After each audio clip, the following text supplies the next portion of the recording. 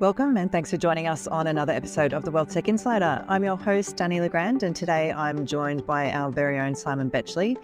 He's a senior industry advisor here at Finura Group and first time on the pod being part of the Finura crew, Simon. Thanks for joining me. Yeah, thanks for having me. It's good to be here. One of the first projects we worked on together was our technology health check and the insights that we share around our technology health check and the questionnaire that we send out to advice businesses. So I thought that today we could sort of do maybe a 3-part series and start talking through some of those insights. Obviously, we ask around 80 questions in that questionnaire. So the aim there is for advice businesses to sort of understand where they sit from a tech perspective and maybe where they can address some of those pain points that they might be experiencing from a tech perspective. So let's have a chat through that if that's okay. Cool. All right. So the first one of the questions we ask is, do you email sensitive documents to your clients? And I guess, we're trying to get a gauge on what's happening from a cybersecurity perspective more than anything, but also I guess it covers off that client engagement piece as well.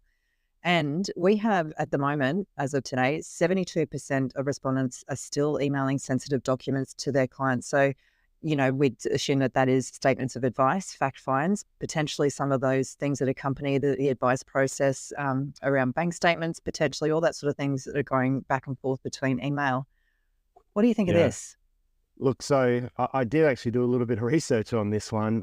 It's an area that I've been quite conscious of from my previous roles as well. And I pulled out some stats I thought these would be quite interesting to sort of rattle off. According to the ACCC, Australians lost almost $80 million to email-based attacks in 2023. Right now, that's across Australia and across all industries. Financial services specific, cyber incidences have increased over 55%. 90% of all data breaches are related to email phishing attacks. So this is something that's pretty real and serious, in our industry, and I think something that does need to be addressed. You're right, there's still a lot going on. It has been the natural way to communicate with our clients for a long time, but certainly something I think now needs to change. And a new approach needs to be taken for those that, that aren't really sort of making that move already. At a minimum, we think that, password protection is a really good idea for some of these sensitive documents. But there are certainly other ways that we can approach sort of the sharing of those documents. Now there's better technology that allows us to do that.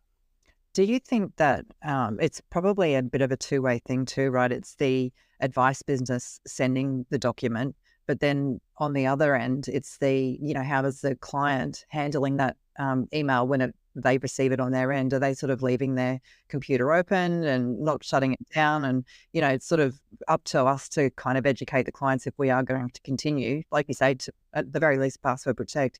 But we probably also need to educate our clients too, right?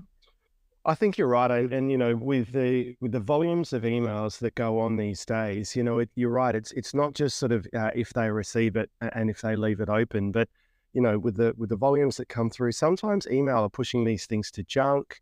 They're being blocked altogether, so they might not even be getting through. So there's some inconvenience factors. If we take even just the security issues out of it for a minute, there are just some issues now with sending emails with them being blocked and and not hitting their right destination.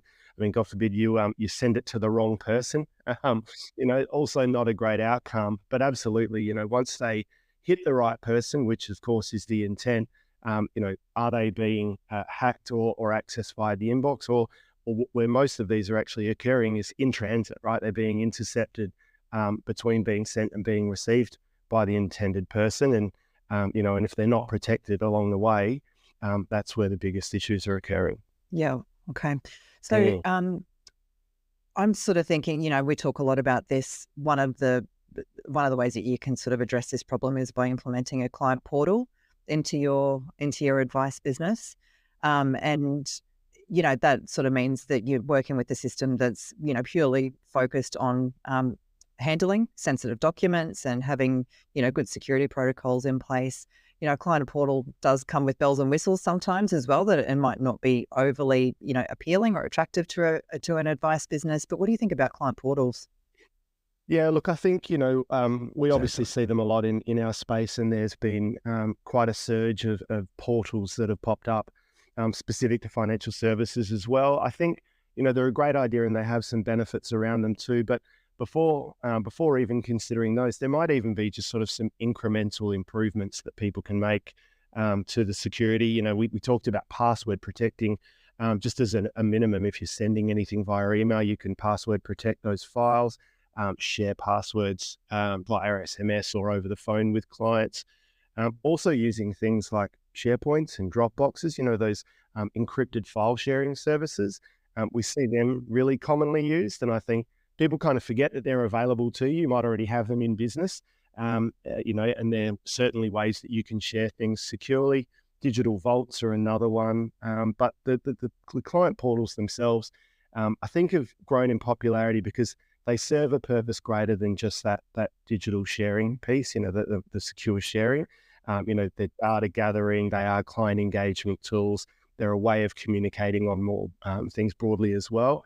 And so I guess they provide a much broader benefit to firms. So yeah, I mean, portals are certainly great. Their adoption of them is sort of ebbed and flowed a little bit, but I think, we certainly see with the firms that we're working with a greater comfort working with client portals. And I think the benefits are starting to really show for themselves. The clients are adopting them. Clients are very used to now accessing things via their phone or through these secure portals, as long as they're not having to remember another password, another thing. If there's a user-friendly way of still providing them access to these tools, I think, I don't see any reason why they wouldn't be adopted. My parents are in their mid-70s and they're now comfortable with these sorts of things. It's becoming the norm. So I don't think there are necessarily any reasons to avoid them. I think there's just a consideration on how you adopt them and deploy them with your clients. Yeah, let's talk about that a little bit deeper, actually. We'll go into, we do have a question on client portals and engagement. So we've got 32% of firms saying that they're using client portals, which is really good, while 32% are planning to implement one. Now, I think when we first started doing this technology health check 12 months ago, that number was a lot less in terms of the advice firms that are already using client portals. So that's sort of pleasing to see. We've had an uplift in that. So people are kind of really starting to think about this. But I think to your point, it is when you're implementing a client portal, it's a whole strategy in itself, right? It's, you really have to think about how you're engaging with your clients. You can't just sort of hand off a login to your clients and say, this is how we're going to be talking moving forward, because they're used to a way, potentially since they've been your client, of emailing and talking to you on the phone and receiving information in a certain way from you. So it's a mind shift for the business, the advice business, but also for the clients, right? Yeah, absolutely. And you're right. There's been a way with which you've serviced your clients and engaged with them for a long period of time. So for your current clients, it is a shift, and it is a learning exercise for them as much as it is for you to reset expectations around how they engage, the way that they're going to share information with you, and vice versa. And so it is a change management process that you got to work through with your clients. For new clients, well, they haven't had any expectations prior, so it's somewhat easier to sort of set that up front and go, right, new client, this is how we operate. This is the way that we're going to engage, and it's much easier for them. So yeah, it's like with anything, right? That adoption for current clients, that change management process is really important. And for new clients, you might find it a bit easier. And I think, then it comes back to then the choice at a firm level. Well, how do you currently engage with your clients? How is that going to change? And so when you look at the tools that are available, do they fit with the model that you're looking, or are you prepared to make a significant change in the way that you engage with your clients to fit the tool, right? It has to be one way or another. Otherwise, there's going to be a disconnect, and the expectations aren't going to be met either by your business or for your clients. And I think that's in the early stages of portals. I think that adoption of them kind of surged, but the retention of and use of those tools struggled a little bit. I think, advice firms are still trying to figure out what's, how do we use this on an ongoing basis? How do we ensure that our clients adopt these well and continue to use them? Practices are paying for these tools, so they've got to get some value out, and they've got to make sure that the experience for their clients, is a positive one as well. So there is some thought that needs to go into that to understand what the tool provides and how you want to deliver a service to your clients to make sure that they marry up with each other. Otherwise, you will find that you spend all this time, setting up a new tool. It doesn't really work either for the practice, for your clients, or both. And then you're dropping that. And then that's again, a disruption, not only to your business, but to your clients too. Adopting a different tool to replace it is a big change, again, for the business and for clients. And you don't want to be going through that often. Certainly your clients, they don't want to be confused or how am I meant to be engaging with you? They don't really want that sort of experience. And obviously for your own business, none of these tools necessarily just switch on and off you go. There's some work involved in setting them up and integrating them and, again, building processes around those sorts of things. In an advice business, somebody becomes a quasi support desk for that client portal solution. So they're going to get the I can't log in calls and how do I navigate around the system? How do I find my documents? So, that's something that the business has to strategically think about too. Who's going to be that person? All those people. 100%. So it is. Yeah, that's right. And that's considering the tools as well, I think, plays into that. You want to make sure that the tool that you're going to be implementing is going to be user-friendly for your customers, your clients, and that, you're not turning into a help desk for your clients to log in and do any of those sorts of things. And I think, broadly speaking, the tools that we see out there are quite good at those sorts of things. I don't think that that's a burning issue, really, but it is a consideration for any business. Again, even with the training of your clients to sort of simply say, look, this is how you're going to log in, and we'll show you when we might do it with you the first time, or, here's a 3-step guide that we're going to attach as a PDF to the email when when we welcome you on board. There are a range of different ways that, you can address those sort of learning issues to make sure that everyone feels like they're embraced and that they're getting the help that they need, and that these tools are going to be for the better. Yeah, good points. All right. Now we do have another one here, more sort of that talks about the fact-finding process. So the question is, do your clients utilize online fact-finding tools as part of your service offering? And we've got 52% of clients, as in advice businesses, are not using online fact-finding tools. So around about half aren't using online fact-find tools. So we would assume, and we certainly work with businesses that are still emailing their fact-find documents to their clients. The clients are then maybe printing them out or completing them through an Adobe or something similar to that, sending them back to the advice business, again via email, probably, without password protection for the most part. And then somebody is then responsible for getting that data into the CRM and other systems that are being used in that process. So that's quite a laborious way to handle the client onboarding process. So we would sort of think that, thinking deeply about how you're going to put a bit more automation around your fact-finding process, getting that data through into the system that you're using is probably something that's going to really help the back office. What do you think?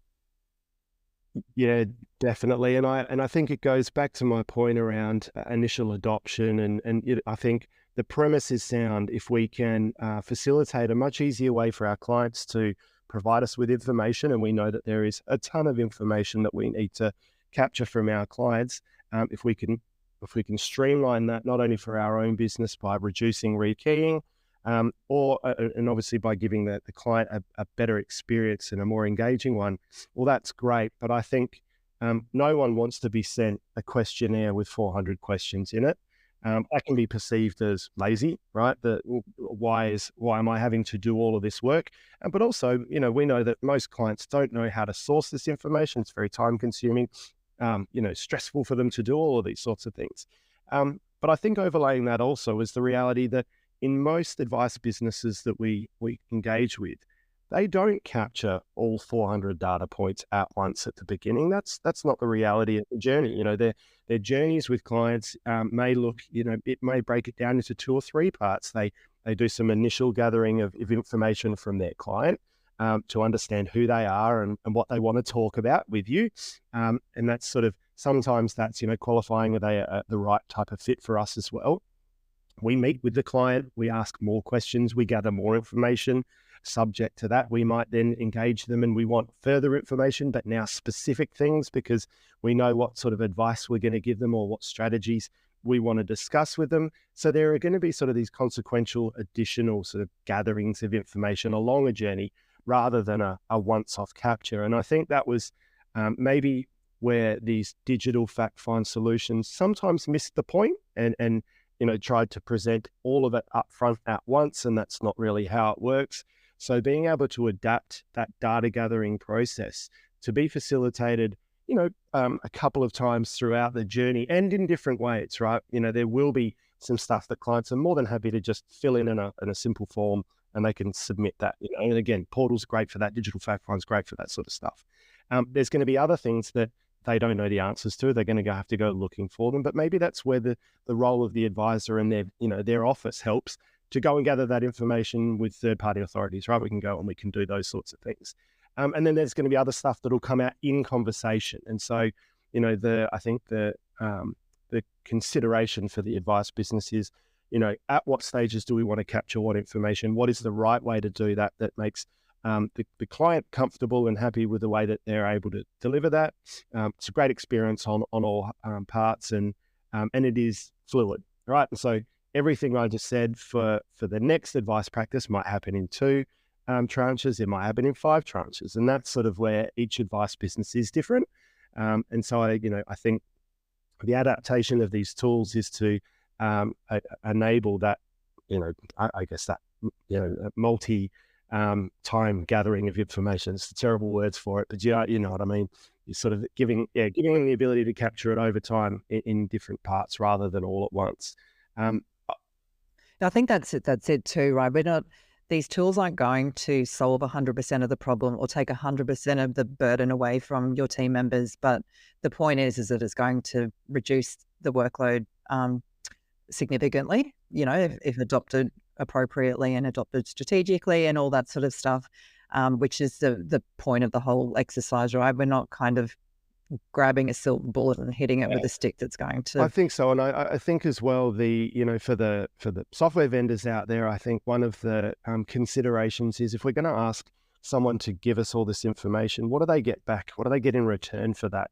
So, the experience for the client, is why am I giving you all this stuff? Well, if I can give you this information and then you can tell me something about my situation, or you can give me some interesting facts and tidbits about, who I am and how I compare and all of those sorts of things, I think is a great engaging way to do it. I think one of the bits that was missing from some of the early fact finds that I ever had a look at was they're not engaging, right? The data collection, it's not fun.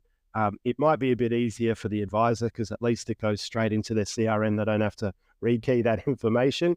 But the client experience was just one of, great, I've got 100 questions I need to answer. I could have written them on a piece of paper. Now I'm going to do it in a digital form. So it hasn't changed too much. Certainly as we've discussed already, the security aspects, having it through a secure portal and again, it going directly into secure systems, wonderful. But the client experience certainly didn't improve much in the early stages of these tools. And I think now they are certainly getting better at that, which is excellent. Yeah, brilliant. Great. All right. So one final bit of insights for this podcast. So this is actually around internal communication and technology adoption. So I sort of feel like this might sort of tie into that implementation process, with advice businesses where there's a lag in how long it takes to implement your advice. So the question is, do you use technology to communicate internally with your team? So here we're talking about applications like Slack, Microsoft Teams, Google Chat, whatever. There's quite a few out there. So we do have 84% of firms using those tools, so Slack, Teams, etc. Why is it important, do you think, to have these internal communication systems in place? And I sort of look to us at Finura. We are heavy users of our internal communication tools here. And this is how we communicate around our clients. We've got separate channels for each of our clients. We kind of push the work through via Slack, I would suggest, is we really kind of push things along using those systems. How do you reckon this sort of impacts client service, really? Do you think it does help with that speed of implementation potentially? Enormously. Yeah, I think so. I've been a user of Slack now for I think almost a decade. Yeah, it's getting on. It must be almost a decade. I don't know how long Slack's been around, but for a long time. And my view on it in business is this: no internal communications need to go via email. I just don't see there is any necessity for staff to communicate with each other via email, save from potentially forwarding something with with critical documents. But even then, Slack handles that. You can drag and drop files. You can integrate it with your email anyway to share certain things. And the benefit of having those sort of communication channels, whether it's Slack or whatever, is the immediacy of it and that ability to bring things to the surface and to people's attention very quickly. The reality is we now also work in very remote and dispersed workplaces. That's common now. We work from home. We don't work in an office at all. We switch between the two. We're on the road. And so these sorts of services just allow us to be available easier. We can certainly switch them off when we don't want to be, but it means that I can access it from my phone. I can access it from my laptop. I can be anywhere and still be available to my team, which is wonderful. And so it allows us to engage and collaborate, I think, better through those sorts of solutions around all types of activities that are going on. Now, that doesn't replace the fact that we also still use a core CRM with all of our client data in it, and that we might also still use workflow management systems, be it in our CRM or externally, to manage some of the more complex processes, right? So Slack to me is just the way that we engage with each other on the day-to-day, but there are still activities that are going to happen in our CRMs and our workflow systems, because from a compliance perspective, from a process efficiency perspective, automation and engagement perspective, they're the right solutions for those sorts of things to happen. So I really sort of want email to be only for issuing out and receiving emails from external parties. That's, referral sources, clients, and those sorts of things. And I want all of my internal engagement to be either in Slack or in my CRM through, work notes in workflows or, those sorts of things that we might do, because in my CRM for compliance purposes, it all sits there, and my general chit chat and activity based things and sharing files and, and those sorts of things, that all happens through chat. And I'm really pleased to see that that's been embraced by firms. I wholeheartedly encourage it because I think from a productivity perspective, it's super effective. Yeah, absolutely. And I think, we're our third part of this series is going to be around AI. And I think if, we sort of talk about using Teams for internal chats, that's going to move into the AI conversation, which is for another day. All right. So any key takeaways you have to help advise businesses think about this stuff? Yeah, look, I think wholeheartedly consider, client portals. We've talked about that. I mean, broadly speaking, from a communications perspective, I think I kind of summed it up before. Stop using email for internal, use email for client-facing stuff. If it's sensitive, keep it out of email altogether and try and use one of the many facilities that are out there. We've talked about, and portals are quite topical, but even if it's not, use those file sharing facilities that are available to make sure that you're doing those things more securely. There are certainly plenty of those that are available to you. They don't have to be costly. Security should be paramount in all of these circumstances because, as I said right at the beginning, the level of attacks, and certainly in the industry that we are, they're only ever going to increase. So I think that's really important. Keep your client data safe. Certainly leverage these chat tools and all the rest of it for internal engagements. I think that's a great way to go to. I think there's some great efficiencies there. And the way that you collect data from your clients, those portals and all those sorts of things, I think there's some great solutions out there. I expect that there will be more. I think even a lot of the CRMs are building out solutions in that space. So you're not short of options. It's just finding the right ones that work for your business and that fit with the way that you're either currently engaging with your clients, or, as I mentioned, be prepared to adjust the way that you engage your clients to make sure that you really get the most out of the tools that you're embracing.